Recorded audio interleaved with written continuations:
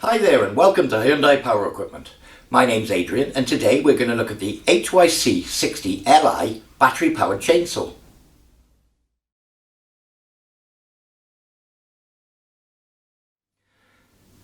So I've laid all the contents of the packaging out on the table for you to see what you get. First of all, we have the head unit itself. Then we have the battery charger, the battery itself,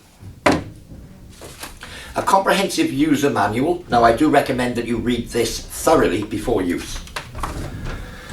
And then we have the chain bar and the chain guard all in one package. We shall show you how all this goes together a little later. And that's the contents of the packaging.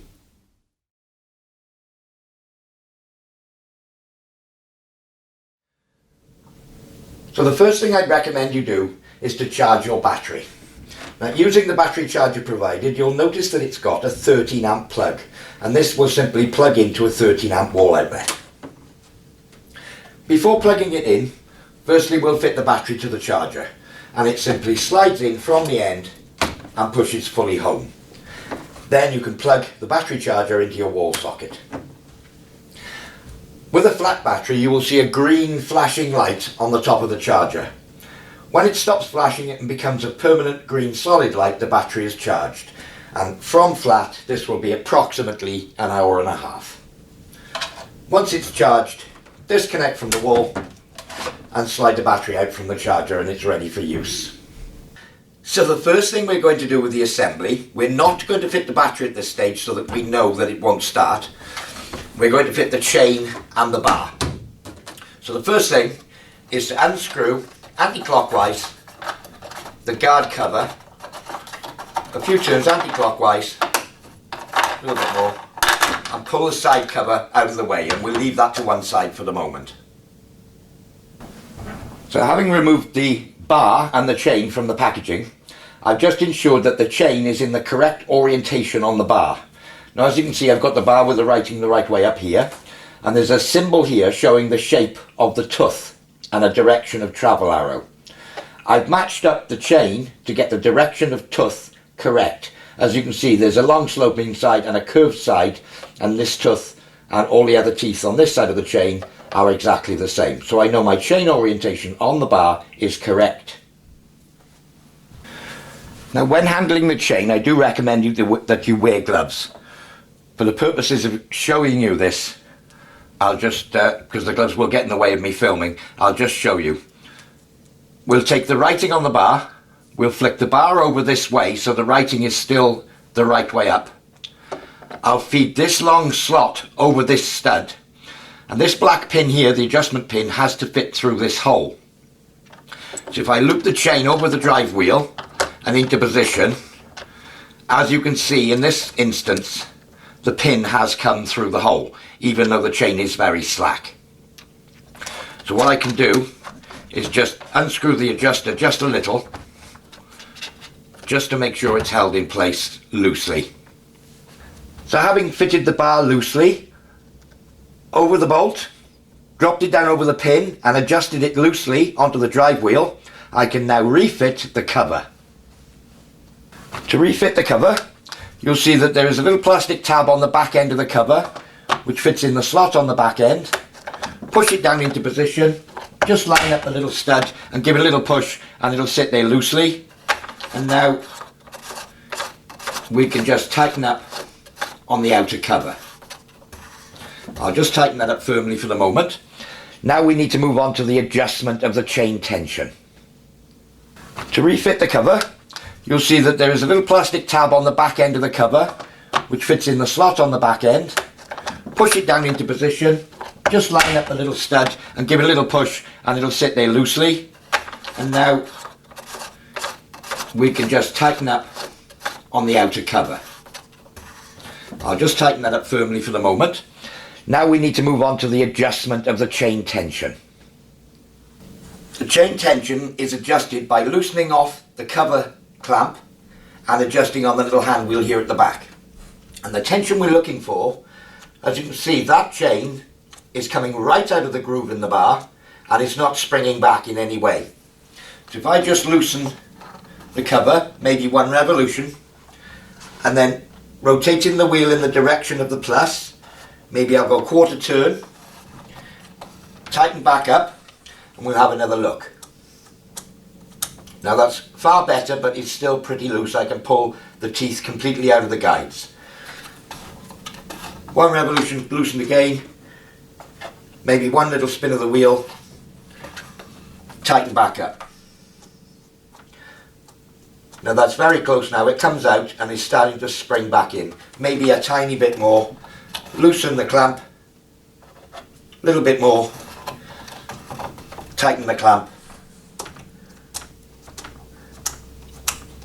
and that's about perfect. I can lift it and move the chain, but it only just comes out of the guide.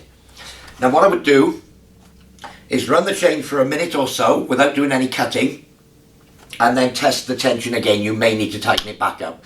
Once it's revolved for 30 odd seconds to a minute, it'll settle down into all the grooves and it could become a little bit looser, so then I would check the tension again. On the same note, when you first start to use the chain, it will do an initial stretch. So during its first uses, keep an eye on your chain tension and then tension it up to allow for its initial stretch. And that's how to fit and adjust the chain and bar. Couple of little safety notes. Whenever adjusting the chain or handling the chain in any way, I would strongly suggest that you remove the battery so that you don't inadvertently start the chainsaw up and, obviously all sorts of problems. Always better that you wear gloves when you're handling the chain, changing the chain, that sort of thing. And whenever you're not using it, just put the little chain cover over the chain to protect the chain and protect yourself, because it is very sharp.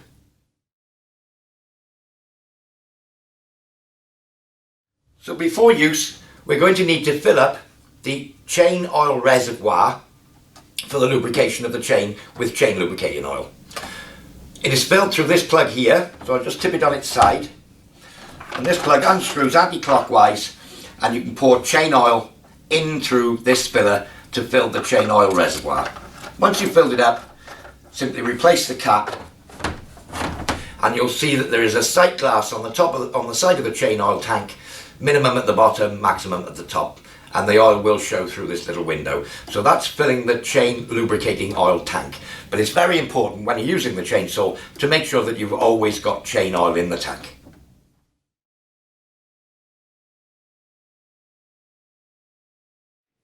So we've fitted and tensioned the bar. Now let's look at fitting the battery and the controls. First of all, the chain brake is on the front here. When it's forward, in its lock position, the safety lock, the chain and the motor will not start. Back, and it will start. So for safety, we'll push that forward. So to start it, that will need to be back in this position. Then there is a button on the side here, needs to be pushed, and then you simply pull the trigger and it will start. Should at any time you get a kickback and it kicks on you, your hand will automatically hit this front guard, which will stop the chainsaw. To fit the battery, again you'll see the 3 pins. They go in first. There's a curved side and a flat side to the rear. Push the battery down in and click it home. To remove the battery, there's a small paddle here on the front. Simply push that paddle back and remove the battery for charging. So, what I'll do is remove the guard and just do a quick demonstration. I push this forward, I'll push the button, pull the trigger, and it will not start. I'll pull that handle back, again push the button, pull the trigger, and the chainsaw will start.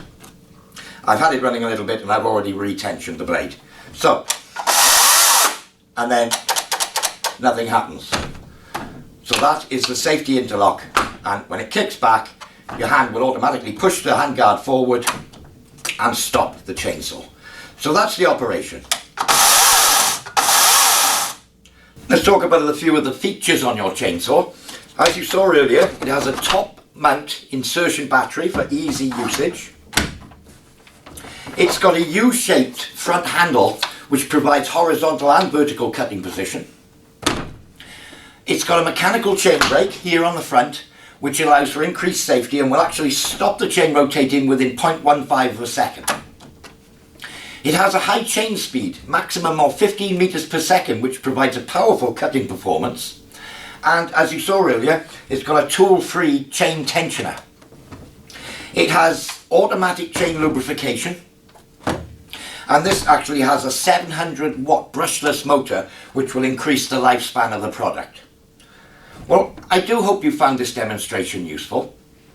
For more information on this or any of our other products, simply visit www.hyundaipowerequipment.co.uk.